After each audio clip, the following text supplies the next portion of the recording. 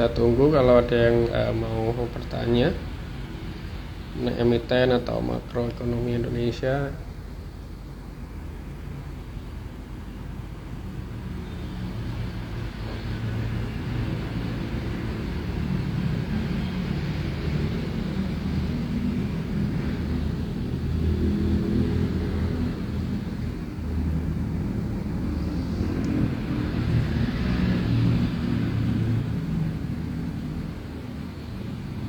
Bagaimana dengan BBYP?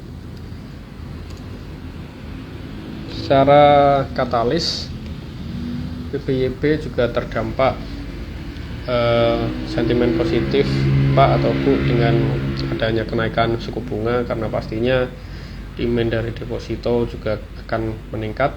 Jadi kenaikan suku bunga akan menjadi katalis positif baik perbankan, entah itu 4 big caps perbankan atau bank syariah ataupun bank-bank digital, dan BBYP di yang diuntungkan karena adanya kenaikan suku bunga.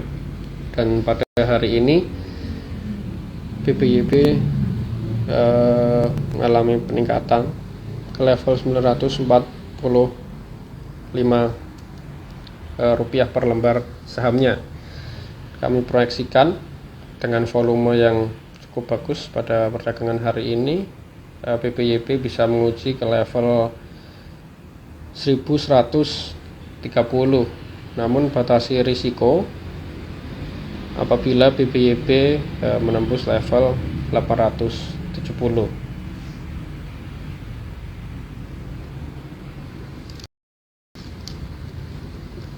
Kemudian untuk PTBA, laporan keuangan betul Pak naik, namun harganya tidak ngikutin. Nah, hal ini juga sering terjadi, fenomena-fenomena ketika fundamental bagus namun harganya malah sebaliknya. Mungkin salah satu emiten lainnya seperti Akses yang sebetulnya tidak terlalu banyak perubahan atau penurunan kinerja. Memang secara revenue jika dilihat mengalami penurunan, namun menurut kami masih bisa ditolerir. Namun harganya terjun bebas dari 1000-an, kemarin sempat ke 50. Kemudian di kondisi saat ini menurut kami ketika saham-saham bagus namun harganya belum mencerminkan kondisi keuangan atau value-nya, menurut kami cukup di buy and hold atau bisa melakukan dollar cost averaging tiap bulannya seperti itu, karena suatu saat pasti saham tersebut akan ke harga yang sesuai value atau nilai intrinsiknya. Dan pada perdagangan hari ini PTBA melemah kembali ke level 3790. Di sana ada gap down yang terjadi sejak minggu lalu 18 Oktober di level 3950. Kami proyeksikan cepat atau lambat minimal gap 3950 akan tertutup, sehingga kalau mau cicil beli menurut kami juga masih oke. Dan di area saat ini merupakan area support horizontalnya berkisar di level 3790 hingga 3770. Mungkin itu Pak untuk PTBA. Kemudian untuk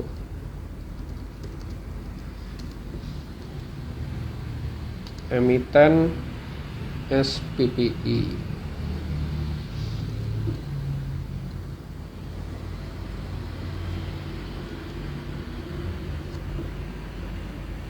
suku bunga maksudnya. Kalau suku bunga Bank Indonesia mengalami peningkatan, ini tentunya malah menjadi katalis negatif Pak atau Bu bagi sektor-sektor teknologi di akhir tahun ini. Makanya di beberapa periode terakhir IDX Tekno mengalami penurunan yang cukup tajam, tak terkecuali oleh emiten-emiten big caps-nya, karena ketika suku bunga naik biasanya kenapa menjadi katalis negatif bagi emiten-emiten teknologi? Karena emiten-emiten teknologi entah di Indonesia ataupun di Amerika, mereka melakukan strategi ke pasarnya itu menggunakan dalam tanda petik bakar duit. Nah, bakar duit ini bisa berasal dananya bisa berasal dari investor atau pinjaman bank.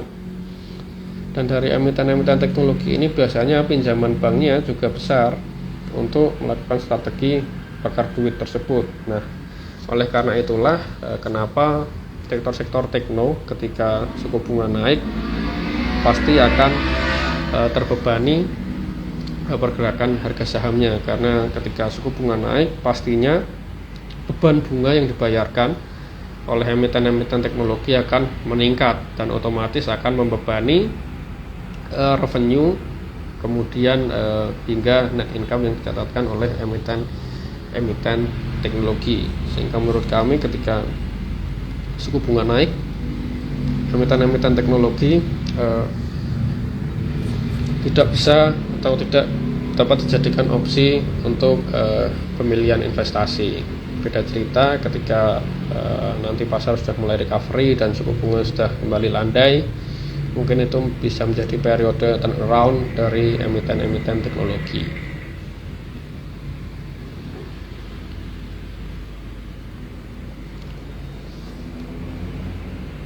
Kemudian cara cek emiten dengan fundamental bagus biasanya bisa dilihat dari laporan keuangannya, Mas, meliputi neraca, kemudian laporan laba rugi dan arus kas.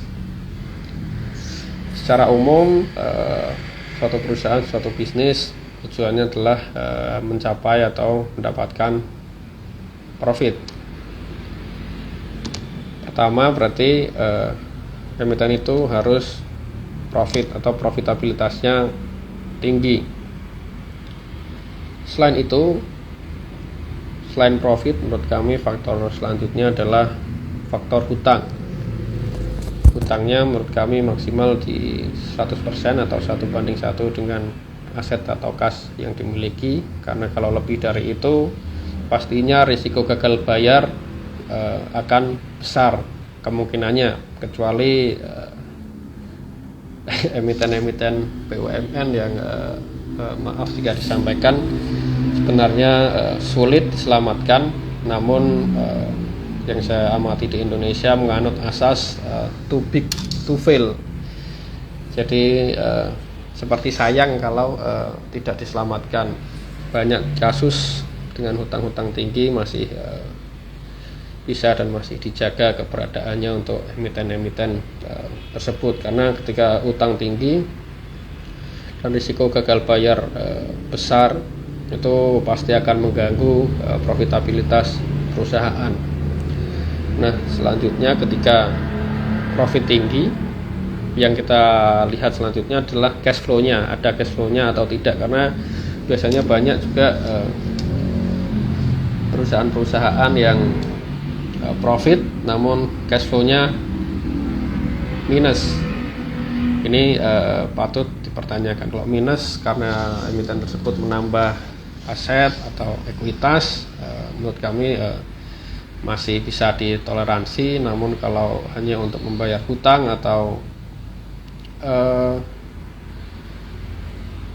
tidak efektif untuk pencatatan net income karena ada kebutuhan lain-lain atau dalam tanda kutip ada pembocoran seperti itu, menurut kami akan menjadi pertanyaan, karena profitnya bagus kalau tidak ada cash flow-nya sama saja bohong, seperti itu, Mas. Jadi secara sederhananya ada profitnya harus tinggi, kemudian risiko digambarkan dengan hutang atau DER-nya maksimal 100 atau di bawah 100 itu sangat bagus, dan keberadaan cash flow-nya atau cash in hand atau operating cash flow-nya seperti apa.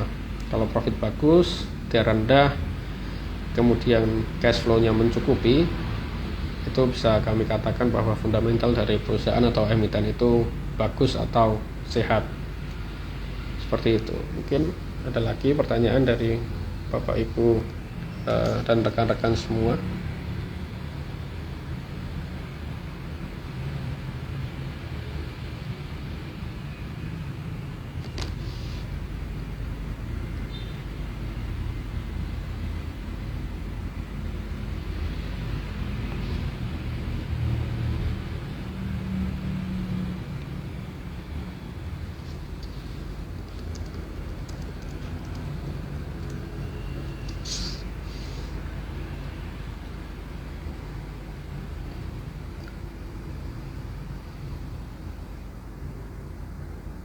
Oke, terima kasih Bapak Ibu dan rekan-rekan semua. Jika tidak ada pertanyaan, mungkin cukup sekian dulu Bitalk malam ini mengenai resesi.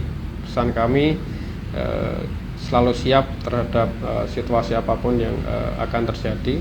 Walaupun kami proyeksikan resesi Indonesia hanya sekitar 20 hingga 30% di tahun depan, namun sekecil kemungkinan atau sekecil apapun pasti tetap ada chance untuk terjadi. Dan selalu ingat bahwa ketika crash, ketika krisis, itu merupakan momen langka, karena hanya di saat-saat seperti itulah kita bisa menemukan saham-saham berfundamental bagus dengan harga yang sangat undervalue.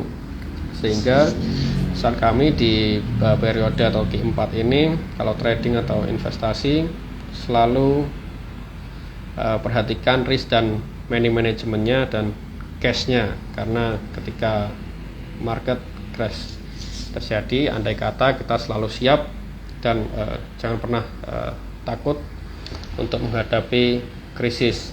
Dan mungkin pesannya juga seperti Warren Buffett, greedy-lah ketika orang-orang takut dan takutlah ketika orang-orang greedy. Dan biasanya ketika orang-orang takut itu terjadi di kondisi pasar yang sedang mengalami krisis. Jadi kalau krisis terjadi jangan takut, tapi greedy-lah dalam hal membeli saham-saham berfundamental bagus, karena pasti akan mendatangkan return yang signifikan pula ketika sudah recovery.